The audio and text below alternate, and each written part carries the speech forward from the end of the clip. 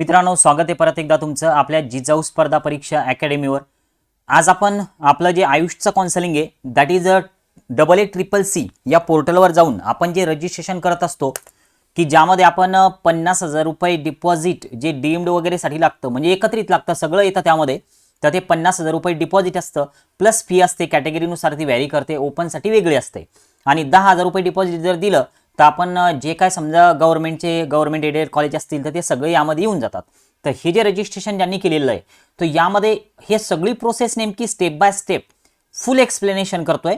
फक्त थोडं फोकस करा, समजण्यासाठी थोडं किचकट आहे बट सोप्या पद्धतीने तुम्हाला सांगतोय। बघा, सुरुवातीला तर तुम्ही समजा 88CCCचं रजिस्ट्रेशन केलंय, ओके। इमॅजिन करा की ज्यामध्ये तुम्ही 10,000 रुपये का 50,000 रुपये डिपॉझिट वगैरे दिलं आणि समजा आता तो फर्स्ट राऊंड झालेला आहेच हे तुम्हाला माहिती आहे। मग आता हे रजिस्ट्रेशन, पेमेंट ऑफ फी हे सगळं झालं, प्रोसेस कंप्लीट झाली, कारण हे सगळं झालेलं आहे आपलं। फर्स्ट राऊंडची सीट अलॉटमेंट सुद्धा आलेली आहे। आता ज्यावेळेस समजा आपल्याला सीट्स अलॉट झाल्या तर त्यावेळेस तुमच्यासोबत दोन कंडिशन बनू शकतात। एक तर समजा तुम्हाला सीट अलॉट होऊ शकते, म्हणजे यस की तुम्हाला सीट मिळालं, आणि सेकंड कंडिशन कोणती तर नो की तुम्हाला फर्स्ट राऊंडमध्ये सीट मिळालेलं नाहीये, ओके।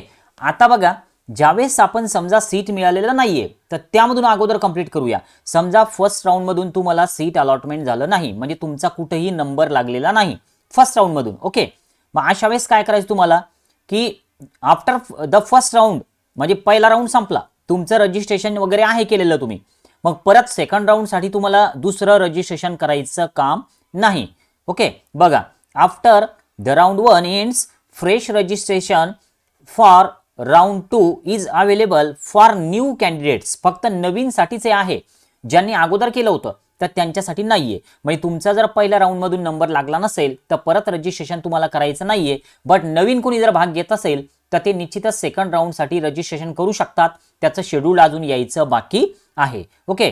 आणि जे नवीन कॅन्डिडेट आहे, already registered candidate of round first need not registered again, okay. आता समजा तुम्हाला फर्स्ट राऊंड मध्ये सीट मिळाली नाही, मग आता होणार काय, तर सेकंड राऊंड लागणार आहे मित्रांनो, ओके। सेकंड राऊंड, मग आता सेकंड राऊंड मध्ये नेमकं काय होऊ शकतं तर ते आपण बघूया। बघा, मग आता हे काय केलं जाईल, सेकंड राऊंड लागण्याच्या अगोदर जे नवीन आलेले कॉलेज असतील, समजा ज्या काय नवीन आलेल्या सीट्स असतील तर त्याचं सगळं सीट मॅट्रिक्स अगोदर येणार आहे। हे बघा 1 नंबरचा पॉईंट येतो हा।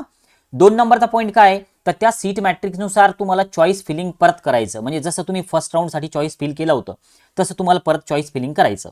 आपण सध्या बघतोय की आपल्याला सीट अलॉटमेंट झालेलं नाहीये फर्स्ट राऊंड मध्ये, तुम्हाला परत समजा चॉईस फिल करायचंय सेकंड राऊंड साठी, आणि नंतर मग ज्यावेळेस तुम्ही चॉईस वगैरे सगळं लॉक करणार आहे तर त्यावेळेस पुन्हा त्या राऊंडचा रिझल्ट लागल। कोणत्या राऊंडचा, तर सेकंड राऊंडचा। बघा, हे सगळं लॉक केलं समजा तुम्ही, आणि सेकंड राऊंडचा रिझल्ट लागला। आता सेकंड राऊंड मध्ये परत तुम्हाला सीट मिळालंच नाही, मग अशा वेळेस काय करायचं, सेकंड राऊंड मध्ये जर तुम्हाला सीट मिळालेलं नाहीये तर मग अशा वेळेस आपण काय करायचं, तर हे बघा, हे समोर दिलेलं आहे की परत तुम्ही थर्ड मॉपअप मध्ये जाऊ शकता, म्हणजे 3 नंबरचा जो राऊंड आहे तर तो मॉपअप राऊंड आहे, आणि यामध्ये तुम्ही जाऊ शकता। तुम्हाला परत फ्रेश चॉईस फिलिंग करायची आणि लॉक करायचं। तिसरा जो राऊंड होणार आहे तर त्याला मॉपअप राऊंड म्हटलेलं आहे। नंतर मग त्या मॉपअप राऊंडचा रिझल्ट सुद्धा येणार आहे, आणि जर समजा तुम्हाला कॉलेज मिळालं तर ठीक, समजा तुम्ही त्याला जॉईन केलं, कॉलेज मिळालं, तिसऱ्या राऊंड मध्ये तुम्हाला जॉईन झाले, तुम्ही सगळं प्रक्रिया संपली। पण जर समजा यावेळेसही तुम्हाला कॉलेज नाही मिळालं तर तुमची रजिस्ट्रेशन फी गेली, पण तुम्ही जे 50,000 रुपये 10,000 रुपये डिपॉझिट दिलेलं आहे तर ते 2-3 महिन्यामध्ये परत येऊन जातं, ओके। तर हा होता पहिला पॉईंट की समजा तुम्ही पहिल्यापासून रजिस्ट्रेशन केलंय, पहिला राऊंड केला, दुसरा राऊंड केला, मॉपअप राऊंड केला, तर त्यामध्ये तुम्हाला सीट मिळालीच नाही तर त्यावेळेस तुम्हाला सगळ्यात शेवटी तुमचं जे काय डिपॉझिट आहे तर ते वापस मिळणार आहे। आता बघूया दुसरी कंडिशन। बघा, आता फर्स्ट राऊंड आहे आणि फर्स्ट राऊंड मध्ये समजा तुम्हाला सीट मिळाली, ओके। आता सध्या मिळाली असेल तर तुम्हाला काय करायचं, 2 कंडिशन आहे। एक तर तुम्ही फ्री एक्झिट करू शकता। फ्री एक्झिट म्हणजे काय, तर तुम्हाला कोणाच्या घरी जाऊन किंवा कोणाकडे जाऊन समजा सांगायचं काम नाही की मला पुढच्या राऊंड मध्ये भाग घ्यायचा नाही म्हणून।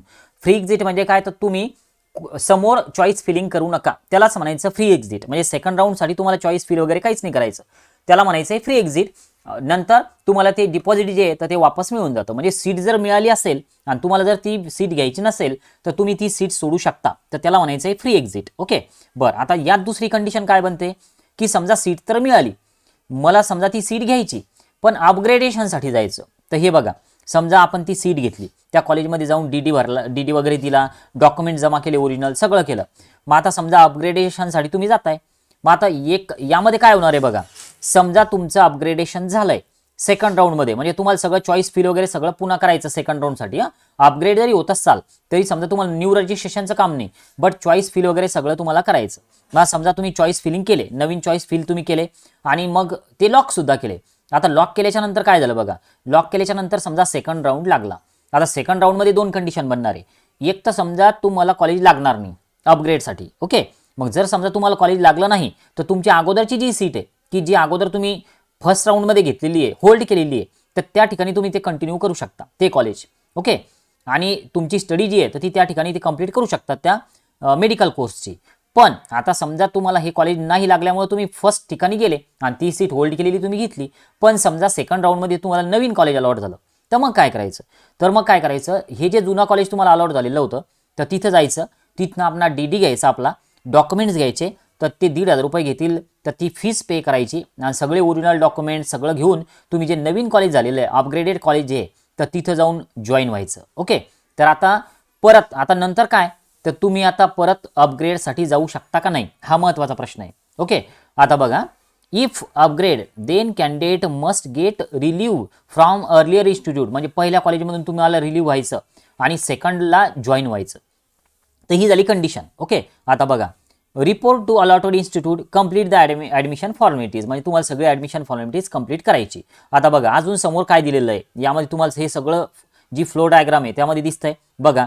If candidate do want to join the allotted institute, आता हे जे आहे ना तर हे सगळं तुम्ही जर समजा जॉईन केले तर ते ॲडमिशन फिक्स झाली. पण तुम्ही जर का do not want to join जर म्हटलं, म्हणजे मला ते इन्स्टिट्यूट नको आहे, मला ते कॉलेज पसंत नाही आहे, तर मग अशा वेळेस काय करायचं तुम्ही, तर तुम्ही तुमची जी फीज आहे तर ती त्या ठिकाणी जाणार, म्हणजे जी डिपॉझिट तुम्ही घेतलेलं आहे तर ते तुम्हाला गमवावं लागणार.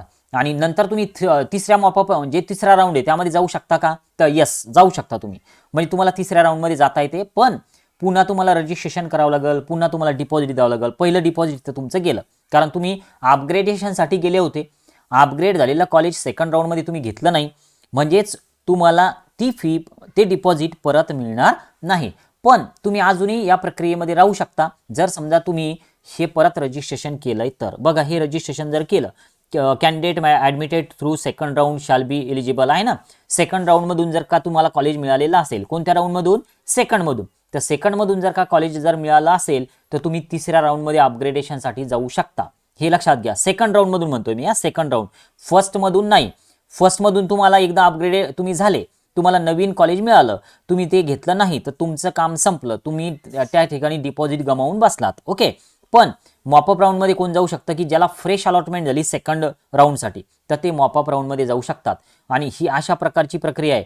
तर नो एक्झिट हे कुठं असतं नेमकं, तर मॉपअप नंतर तर तुम्हाला माहिती आहे की कॉलेज जाऊन जॉईन करावंच लागणार आहे. समजा तुम्हाला नवीन जे मॉपअपमध्ये कॉलेज मिळालं, तर आता मॉपअपमध्ये कॉलेज मिळाल्याच्या नंतर तुम्हाला ते जॉईन करायचे, ठीक आहे. तर ही अशी अतिशय अशी सोप्या पद्धतीने प्रक्रिया आहे. जर तुमच्या लक्षात आली नसेल तर एकदा व्हिडिओ परत बघा, म्हणजे तुमच्या ते लक्षात येऊन जाईल. चला, ओके, बाय.